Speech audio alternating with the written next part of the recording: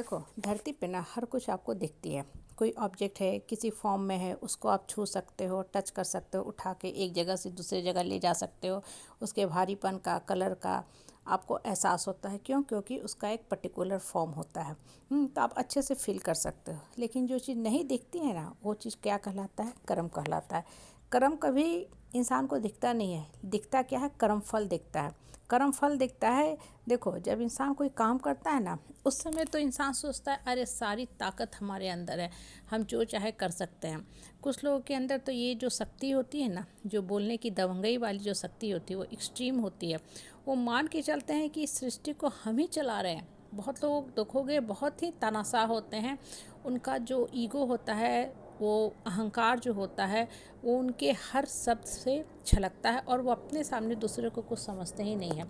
और आप और हम जैसे जो भोले वाले सीधे साधे लोग होते हैं, या यूँ बोलो जो अच्छे संस्कारों में बंधे होते हैं, पलट के जवाब नहीं देना चाहते हैं क्योंकि अपने मन की जो शांति है उसको खोना नहीं चाहते हैं, तो ऐसे लोगों की बातों को चुपचाप सुन के रह जाते हैं। क्योंकि हमें पता है कि इन लोगों से मुंह लगाने का मतलब है अपनी शक्ति को छीन करना। ये उस लायक ही नहीं कि इनसे इंसान बात करे। कुछ लोग ऐसे होते हैं ना जो प्रतिक्रिया के भी लायक नहीं होते हैं, तो उनसे हम अलग हो जाते हैं, अपने आप को साइड कर लेते हैं, साइड कर लेते हैं।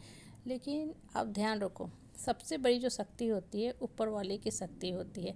जब इंसान कर्म करता है ना, तो वो समझता है कि सारी शक्ति हमारे अंदर है, लेकिन वो भूल जाता है कि उसके ऊपर भी कोई बैठा है, वो है ब्रह्मांड की शक्ति, ऊपर वाले की शक्ति।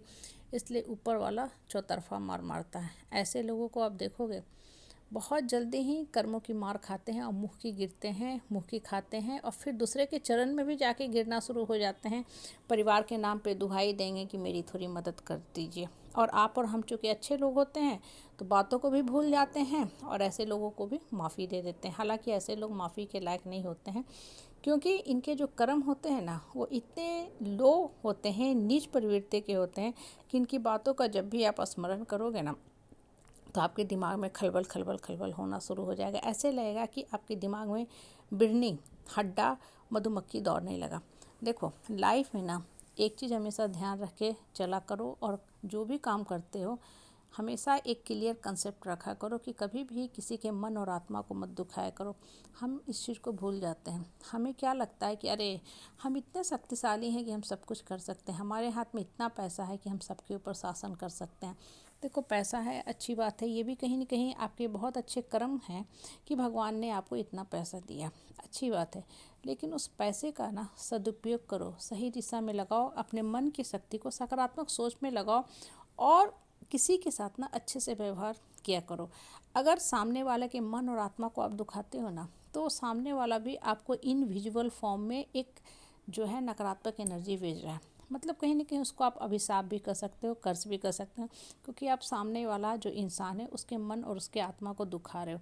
वो इंसान चुपचाप बैठा है, अपने काम में संलग्न है, अपना काम कर रहा है। धरती पे सबसे बड़ी बात, हर इंसान को स्वतंत्र रूप से जीने का हक है। वो कौन सा जीना चाहता है वो इंसान चूज करेगा, वो कौन सा जिम्मेवारी उठाना चाहता है वो इंसान चूज करेगा।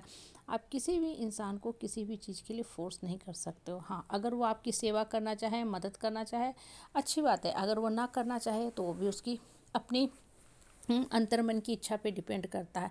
आप किसी के ऊपर शासन वाली प्रवृत्ति मत रखा करो। नहीं तो होता क्या है ना कि आज नहीं तो कल, कल नहीं तो परसों, धरती गोल तो कर्म भी गोल, घूम फिर के आपका कर्म आप ही को चाटा मारेगा। हर इंसान देखो एक समय के बाद ना अपने मन की शक्ति को जागृत कर लेता है, ऊपर वाले से इस कदर अपने आप को जोड़ लेता है ना कि उसको पता चल जाता है कि हमारे अंदर कितनी शक्ति है।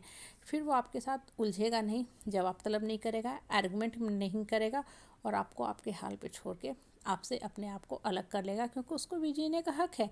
इसलिए अपने मन मस्तिष्क को हमेशा साफ रखा करो। मन के अंदर जो शक्ति है ना, उसको पहचानो कि अगर हमारे पास शक्ति है किसी के ऊपर शासन करने का, तो उसके पास भी शक्ति है। वो भी इस धरती पे आया है और हम सब ऊपर वाले की संतान है। हर इंसान का एक पर्टिकुलर अपना आइडेंटिटी होता है कि हम इस पावर पोस्ट पोजीशन पे बैठे हैं, जो सुपरफिशियल होता है, क्षणिक होता है, जो एक समय के बाद चला ही जाएगा। रिटायरमेंट के बाद कोई फ़र्क नहीं पड़ता है कि आप किस पोजीशन से रिटायर किए हो। इसलिए धरती पे जब तक हो अच्छे कर्म किया करो, नेक कर्म किया करो, ताकि लोग आपके साथ मिलना जुलना चाहें। जब आप मुसीबत में हो तब भी लोग आपकी तरफ दौड़ के मदद के लिए हाथ बढ़ाएं। इसलिए मन को ऊपर वाला से सिर्फ जोड़ के रखा करो।